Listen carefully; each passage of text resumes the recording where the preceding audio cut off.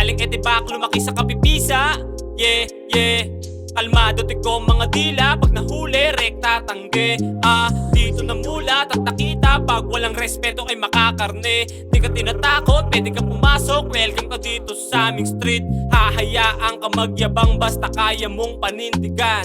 Marami na akong nakilala na ang yabang ay sa una lang naman. Di ka pwede magpasikat, dami dyan nakaabang kaliwat kanan. Kaya dahan-dahan sa mga salitang bibitawan, mga tao dito palaban. Magmula tinuyang, pataas kanluran, pababa silangan, git na tinayuan.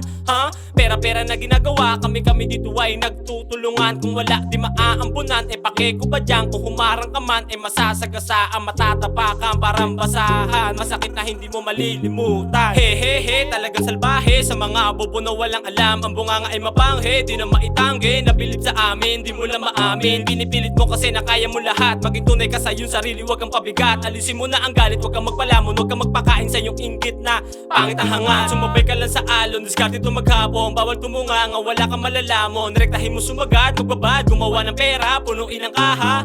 Hanggang sa mabili lahat ang gusto ni mama, ibigay lahat ng luho.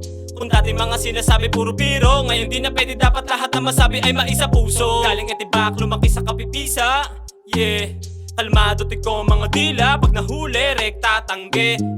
Dito namulat at nakita, pag walang respeto ay makakarne. Di ka tinatakot, pwede ka pumasok, welcome ka dito sa aming street. Hahayaan ka magyabang basta kaya mong panindigan.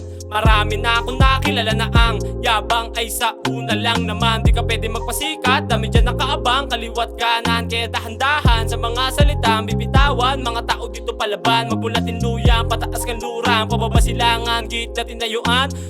Pera-pera na ginagawa, kami dito ay nagtutulungan. Kung wala di maaambunan, pake ko ba dyan? Kung humarang ka man, masasagasaan, matatapakan, parang basahan. Masakit na hindi mo malilimutan.